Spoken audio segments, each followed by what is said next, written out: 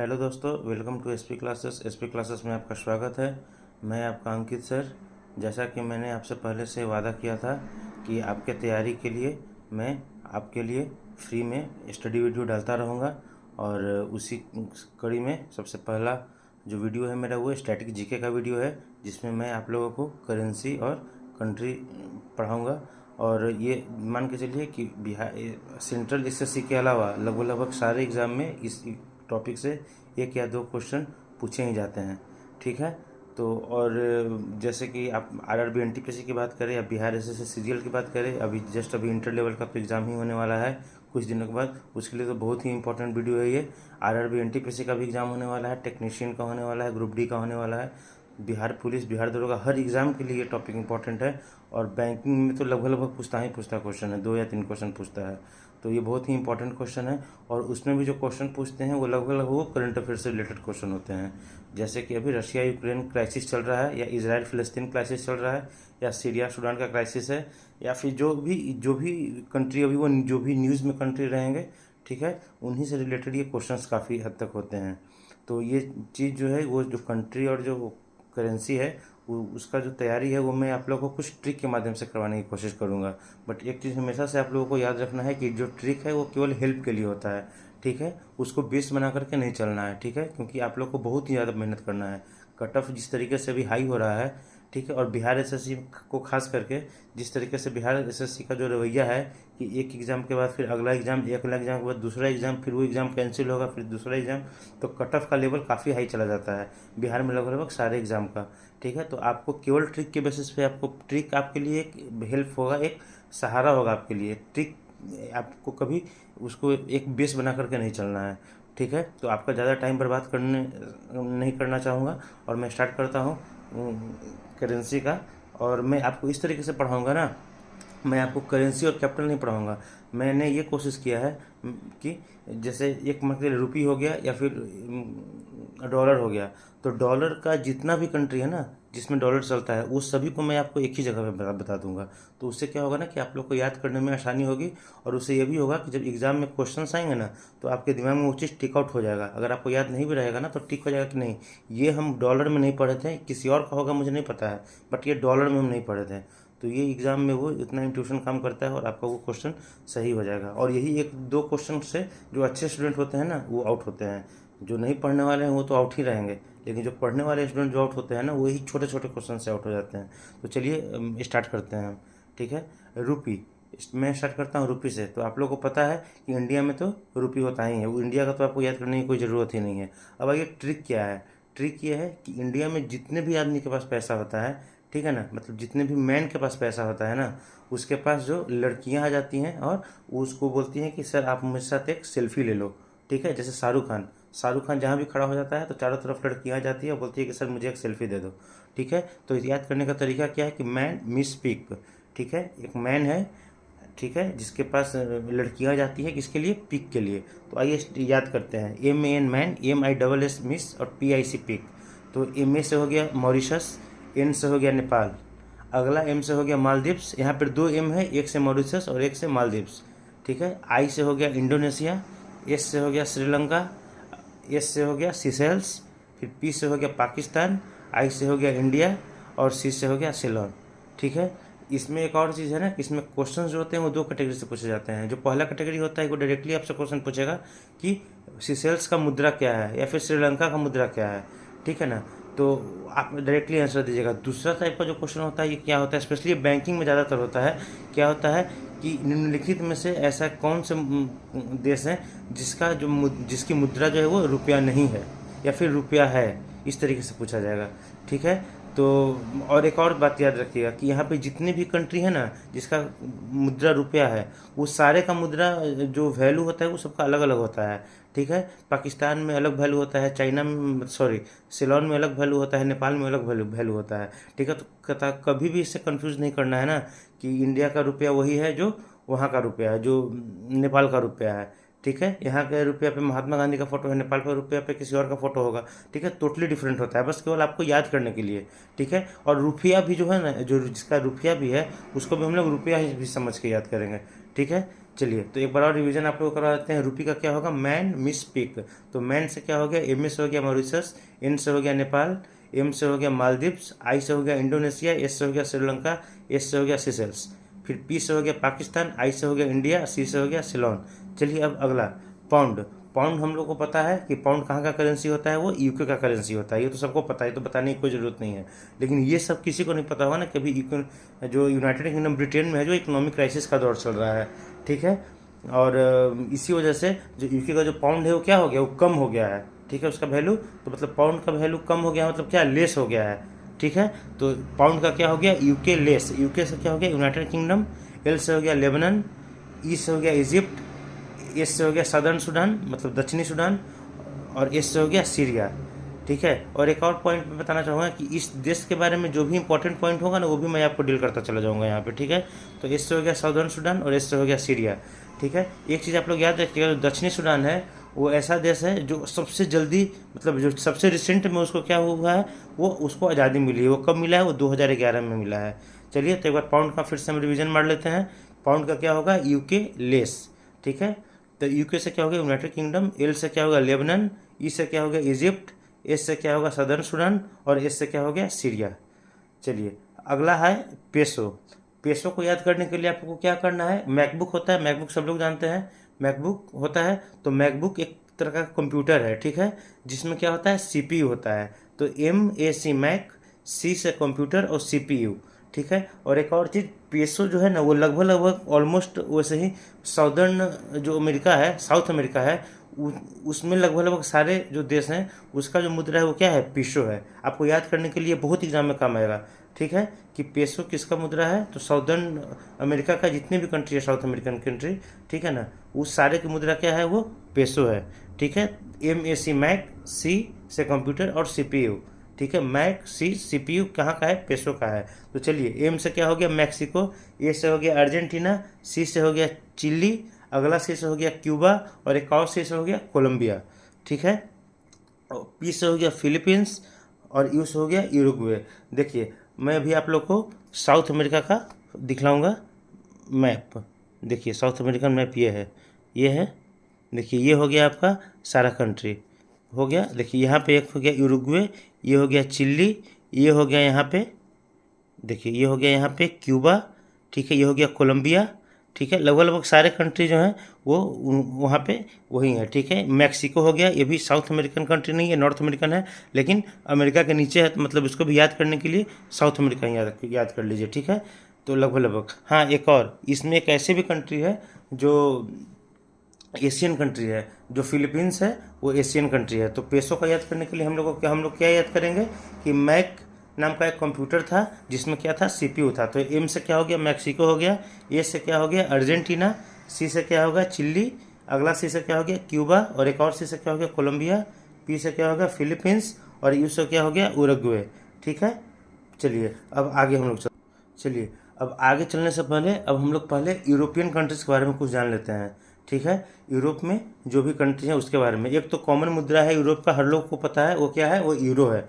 तो हम लोग कोशिश करेंगे ऐसी कंट्री के बारे में पढ़ने के लिए जिसका मुद्रा यूरो नहीं है। लेकिन उससे पहले आप लोग को थोड़ा सा ब्रीफ कर देते हैं यूरोपियन कंट्रीज़ के बारे में। जैसे देखिए यूरोपियन कंट्रीज़ में, जैसे देखिए ये हो गया स्पेन हो गया, ये हो गया पुर्तगाल हो गया, यहाँ पे ये हो गया फ्रांस हो गया। तो लगभग लगभग इन सब जो कंट्री है ना, ये सारे कंट्री में क्या चलता है? यूरो चलता है, ठीक है। ऊपर में भी कंट्री है नॉर्वे, स्वीडन, फिनलैंड, ये सब जो कंट्री है इसको क्या बोला जाता है? स्कैंडिनेवियन कंट्री बोला जाता है। ये एग्जाम में कितने बार क्वेश्चन आया है कि निम्नलिखित में से कौन से जो देश हैं वो स्कैंडिनेवियन देश नहीं है। तो नॉर्वे, स्वीडन और फिनलैंड जो है वो क्या है? वो स्कैंडिनेवियन देश है, ठीक है। क्वेश्चन ये भी आ चुका है ना कि निम्नलिखित में से कौन से ऐसे देश हैं जो यूएसएसआर का पार्ट नहीं था 1992 से पहले। तो यहाँ पर Estonia, Latvia, Lithuania, Belarus, Ukraine, Russia, Kazakhstan, Uzbekistan, यहाँ पे जितने भी कंट्री थे वो सारे के सारे कैसे कंट्री थे? वो यूएसएसआर के अंतर्गत आते थे। लेकिन 1992 का जो डिसइंटीग्रेशन हुआ उसके बाद सबका अपना अपना करेंसी हो गया, सबका अपना अपना कैपिटल हो गया, ठीक है। तो अब हम लोग स्टार्ट करते हैं ऐसे कंट्री से, ठीक है, जिसका करेंसी जो है वो यूरो नहीं है। अभी यूरोपियन यूनियन में कुल 27 देश शामिल हैं, ठीक है, जिसमें से 20 देश जो हैं वो यूरो को अपना चुके हैं, ठीक है। तो कुछ देश तो ऐसे होंगे ही ना जिनका जो यूरो को नहीं अपनाए होंगे, तो हम लोग उन्हीं का केवल याद करेंगे। उसके बाद जो बचा हुआ कंट्री है उसमें क्या होगा, सारा का वो यूरो मार देंगे आंसर में। चलिए आइए, तो उसमें सबसे पहला जो कंट्री है वो बुल्गारिया है। तो बुल्गारिया का करेंसी क्या होगा, लिव, LEV, लेव। बुल्गारिया का LEV, लेव। क्रोएशिया, क्रोएशिया का पहले हुआ करता था कुना, लेकिन 2023 से क्रोएशिया ने यूरो को एक्सेप्ट कर लिया है। ठीक है, तो क्रोएशिया का करेंसी क्या हो गया, यूरो। ठीक है। चेक रिपब्लिक, चेक गणराज्य, चेक गणराज्य का कहाँ है, कोरुना, चेक गणराज्य का कोरुना। डेनमार्क का क्रोन, डेनमार्क का क्या होगा, क्रोन होगा। हंगरी का क्या होगा, फोरेंट होगा, हंगरी का फोरेंट। पोलैंड का जेलोटी, पोलैंड का क्या होगा, जेलोटी। रोमानिया का क्या होगा, ल्यू, LEU। बुल्गारिया का क्या पढ़े थे हम लोग, LEV, लेव। और रोमानिया का LEU, ल्यू। स्वीडन का क्या होगा, क्रोना, स्वीडन का क्रोना। और यूनाइटेड किंगडम का पाउंड, यूनाइटेड किंगडम का पाउंड। अभी हम लोग पढ़े थे पाउंड में, पाउंड UK लेस। ठीक है, तो यूनाइटेड किंगडम का पाउंड। ठीक है। अब आइए कि यूनाइटेड किंगडम जो है वो पाउंड है और स्टर्लिंग है। बहुत सारे ऐसे कंट्री होते हैं ना जिसमें एक से ज़्यादा करेंसी चलती है, जैसे यूनाइटेड किंगडम हो गया, स्विट्जरलैंड हो गया, और भी बहुत सारे कंट्रीज हैं। ठीक है, तो उसी तरीके से स्विट्जरलैंड हो गया जिसमें यूरो के साथ साथ फ्रैंक भी चलता है स्विट्जरलैंड में। ठीक है, तो ये भी क्वेश्चन बहुत बार पूछे हुए, अभी हाल फिलहाल में किसी एग्जाम में पूछा था कि स्विट्जरलैंड का करेंसी क्या है। ठीक है, जिसमें यूरो ऑप्शन ही नहीं था। बहुत सारे बच्चे मार्क करने नहीं है, बोले कि एग्जाम का मतलब क्वेश्चन अच्छा थोड़ा सा हाई लेवल कर दिया। ठीक है, तो ऐसा कुछ नहीं है, आप जिस भी टॉपिक को पढ़े उसको अच्छे से पढ़ें। ठीक है, तो एक बार फिर से हम इंपॉर्टेंट नॉन यूरो कंट्रीज़ का फिर से एक बार हम रिवीजन करवा दे रहे हैं। तो बुल्गारिया का क्या होगा, लेव, बुल्गारिया का LEV, लेव। क्रोएशिया का यूरो। चेक रिपब्लिक का कोरुना। डेनमार्क का क्रोन। हंगरी का फोरेंट। पोलैंड का जेलोटी। रोमानिया का ल्यू। स्वीडन का क्रोना। यूनाइटेड किंगडम का पाउंड या स्टर्लिंग। और स्विट्जरलैंड का यूरो और फ्रैंक। अब आइए अगला दिनार का। तो दिनार के बारे में हम लोग को एक चीज़ पता होना चाहिए ना कि दिनार बहुत ही महंगी करेंसी होती है जी, इसका वैल्यू यूरो और पाउंड से भी ज़्यादा होता है। तो याद करने के लिए क्या ट्रिक हम लोग अपनाएंगे कि जब हम लोग के घर में जब महंगे गेस्ट आते हैं, तो महंगे गेस्ट आते हैं तो हम लोग क्या खिलाते हैं उनको, बिस्कुट खिलाते हैं। बिस्कुट खिलाते हैं ना, तो क्या बोलते हैं, लीजिए बिस्कुट, लीजिए बिस्कुट बोलते हैं। तो उसी तरीके से लीजिए, लीजिए, LIJ से लीजिए हो गया, और बिस्कट। तो बिस्कुट को हम लोग ट्रिक के माध्यम से क्या बताया है, BISKAT, BISKAT। ठीक है, लीजिए, लीजिए, BISKAT, LIJ, BISKAT। तो LI से क्या हो गया, लीबिया। J से क्या हो गया, जॉर्डन। B से क्या हो गया, बहरीन। I से क्या हो गया, ईरान। S से क्या हो गया, सर्बिया। K से क्या हो गया, कुवैत। A से क्या हो गया, अल्जेरिया। और T से क्या हो गया, ट्यूनेशिया। चलिए फिर से, लीजे बिस्कट, LIJBISKAT, लीजे बिस्कट। LI से क्या हो गया, लीबिया। J से क्या हो गया, जॉर्डन। B से क्या हो गया, बहरीन। I से क्या हो गया, ईरान। S से क्या हो गया, सर्बिया। K से क्या हो गया, कुवैत। A से क्या हो गया, अल्जेरिया। और T से क्या हो गया, ट्यूनीशिया। ठीक है, तो फिर से एक बार और, क्योंकि थोड़ा सा इसमें है, ठीक है ना, कंट्री में आप कंफ्यूजन कर सकते हैं। तो लीजे बिस्कट, LI से लीबिया। J से जॉर्डन। B से बहरीन। I से इराक, I से इराक। K से कुवैत। ठीक है, S से सर्बिया।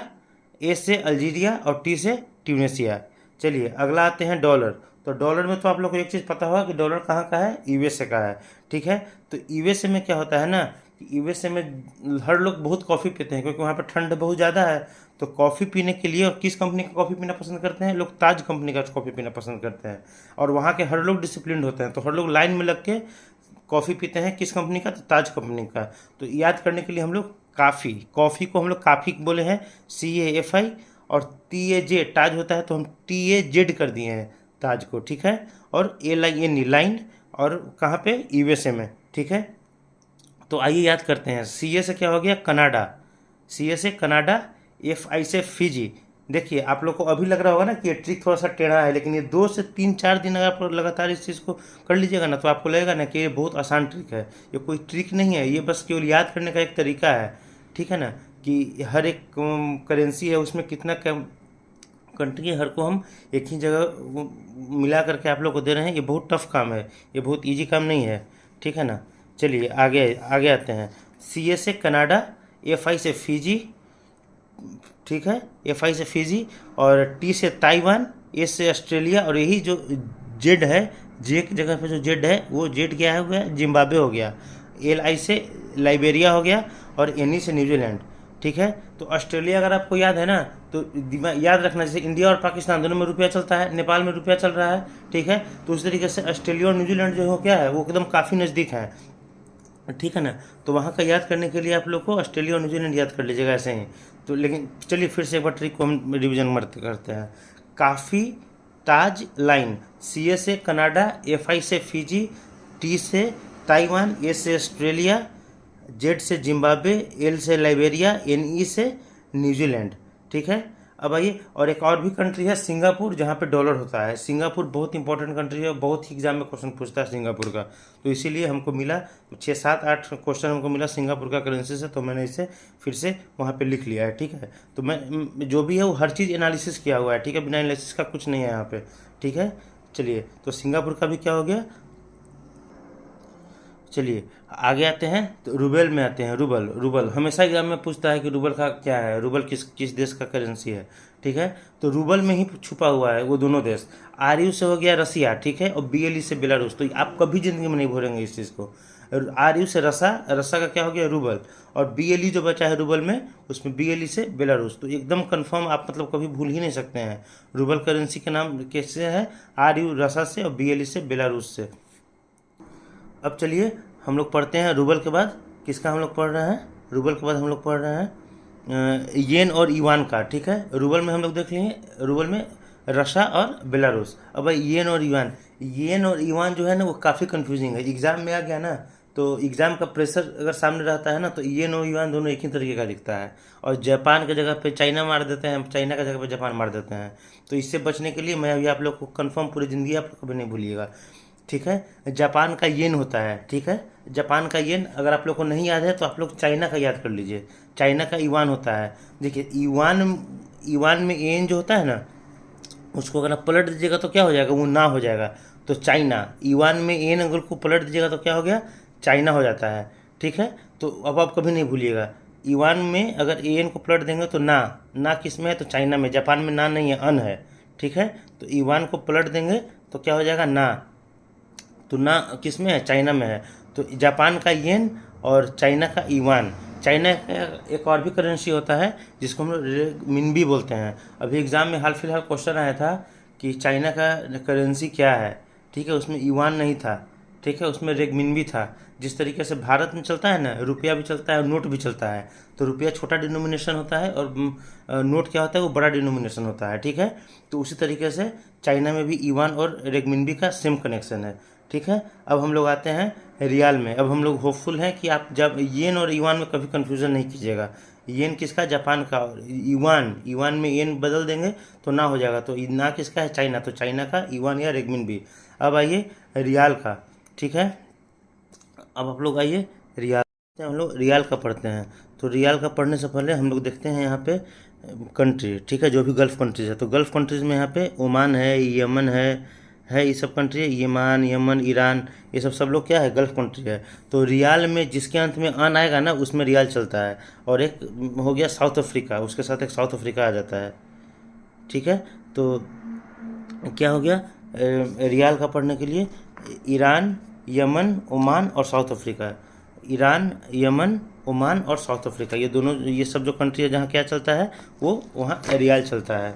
चलिए अब कुछ इंपॉर्टेंट कंट्री है, ठीक है, जिसका हम करेंसी बताते हैं आप लोग को। जैसे थाईलैंड, तो थाईलैंड का राजधानी क्या होता है, बैंकॉक होता है, और उसका जो करेंसी होता है वो बहत होता है। ठीक है, एग्जाम में बहुत पूछता है, इसीलिए कुछ इंपॉर्टेंट 10-15 है जिसके बारे में हम आप लोग को अभी करवा देते हैं। ठीक है, बहुत इंपॉर्टेंट है ये। जैसे थाईलैंड का क्या हो गया, बैंकॉक हो गया वो राजधानी, लेकिन उसका करेंसी क्या है, वो बहत है। ठीक है, थाईलैंड किस चीज़ के लिए फेमस है, ये उजले हाथी के लिए फेमस है। It's famous for white elephant and it's also known as the land of elephant. ठीक है, हाथियों का भूमि से बोला जाता है। थाईलैंड का कोई नहीं गड़बड़ाएगा। अब याद अगर नहीं होता है तो बैंकॉक बी से शुरू होता है और बहत भी बी से शुरू होता है। ठीक है, ट्रिक के लिए बस इतना ही काफ़ी है। अब आइए नॉर्थ कोरिया, साउथ कोरिया, दोनों का करेंसी क्या होता है, वोन होता है।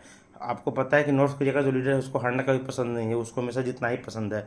ठीक है, तो नॉर्थ कोरिया का क्या होगा, वो ओन हो जाएगा, वो हमेशा जीतता है, WON, ओन। ठीक है, नॉर्थ कोरिया साउथ कोरिया दोनों का। अब आइए स्विट्जरलैंड, स्विट्जरलैंड का भी हम आपको पहले बताए थे, एक करेंसी स्विट्जरलैंड का क्या होता है, डॉलर। और एक करेंसी क्या होता है, फ्रैंक होता है, ठीक है। एक करेंसी स्विट्जरलैंड का फ्रैंक हो गया, ठीक है। चलिए, स्विट्जरलैंड का 2 करेंसी बताए थे ना, एक करेंसी डॉलर नहीं बताए थे, सॉरी, एक करेंसी यूरो बताए थे स्विट्जरलैंड का, और एक करेंसी अभी क्या बता रहे हैं हम, फ्रैंक बता रहे हैं। आइए भूटान का भूटानी नुगुल्ट्रम होता है, भूटानी नुगुल्ट्रम भूटान का, ठीक है। और बांग्लादेश का टका, और ब्रुनेई का डॉलर। ब्रुनेई का क्या होता है, ब्रुनेई पूछता है एग्जाम में, ठीक है ना। तो कुछ कुछ इंपॉर्टेंट कंट्री हैं जो बहुत इंपॉर्टेंट है नहीं, ठीक है ना, लेकिन उनका करेंसी पूछ करके एग्जाम में उसको इंपॉर्टेंट बना दिया है। जैसे ब्रुनेई है, ठीक है, तो वो उसका क्या हो गया, वो डॉलर हो गया। इसराइल का शकेल बहुत इंपॉर्टेंट है, क्योंकि अभी हाल फिलहाल में चल रहा है इसराइल का मामला, तो हमेशा क्वेश्चन पूछता है इसराइल का। या तो इसराइल का आपको संसद का नाम पूछ देगा, या तो इसराइल का कैपिटल पूछ देगा, इसराइल का कुछ भी पूछ सकता है इसराइल से, और हमेशा पूछता है, भरा हुआ रहता है क्वेश्चन हर सिंगल वनडे एग्जाम में। फिर म्यांमार का क्या हो गया, क्यात हो गया। टर्की का लीरा, और वियतनाम का डोंग हो गया, वियतनाम का, ठीक है। चलिए एक बार फिर से रिवीजन करते हैं। थाईलैंड का क्या है, बहत। नॉर्थ कोरिया और साउथ कोरिया का वोन। स्विट्जरलैंड का फ्रैंक। भूटान का भूटानी नगुल्ट्रम। बांग्लादेश का टका।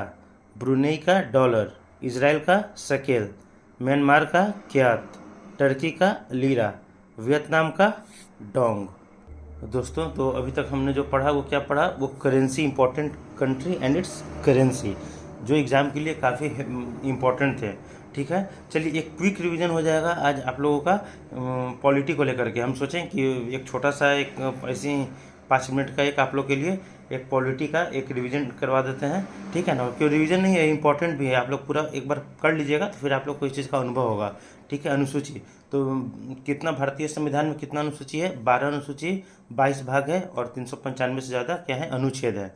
तो आइए अनुसूची को आज हम क्लियर करते हैं। तो प्रथम अनुसूची में किस चीज़ का वर्णन है, तो राज्य एवं उनके नाम क्षेत्र का वर्णन है, ठीक है। प्रथम अनुसूची में क्या है, राज्य और उनके नाम क्षेत्र का वर्णन है। दूसरी अनुसूची में क्या है, वेतन भत्ते और पेंशन।